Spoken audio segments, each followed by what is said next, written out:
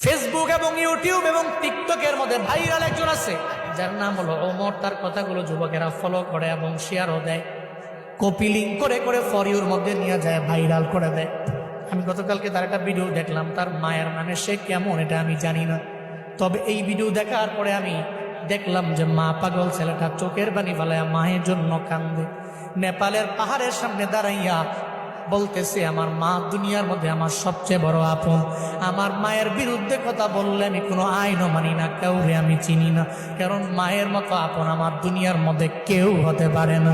সে বলতে লাগলো, যখন আমার বাবা নাই, আমার মা ছাড়াই পৃথিবীতে আমার আপন যখন কেউ নাই, আমার মায়ের গার্মেন্টসে চাকরি করে করে করে করে কোনো রকম জিন্দেগি চালাইয়া আমারে ফালাইয়া যায় নাই, বরং পরিশ্রম করে করে আমার মা স্কুলের মধ্যে আমারে পড়াইলো। আজকে আমি অনেক মশহুর হয়ে গেলাম, প্রসিদ্ধ হয়ে গেলাম, সবাই আমারে চিনে, তবে আমি মায়েরে ভুলতে পারি না। নেপালের পাহাড়ের সামনে দাঁড়াইয়া বলতে লাগলো, মা জীবনে কোনোদিন আপনারে আই লাভ ইউ মা বলা হয় নাই, আমি আপনারে ভালোবাসি, আমি আপনারে পছন্দ করি, এটা বলা হয় নাই। ওমর নামক ওই ছেলেটা বলতে লাগলো, এরপরে আমার আপন আমার নানি, যদি জীবনে কোনোদিন একটা হেরিয়ার গাড়ি আমি কিনতে পারি, আমার মায়েরে ওঠামো, আমার নানিরে ওঠামো। যুবকেরা তোমরা অন্যান্য বিষয়গুলো টিকটক দেখা দেখে অন্যজনকে ফলো করো, তবে এটা কেন ফলো করো?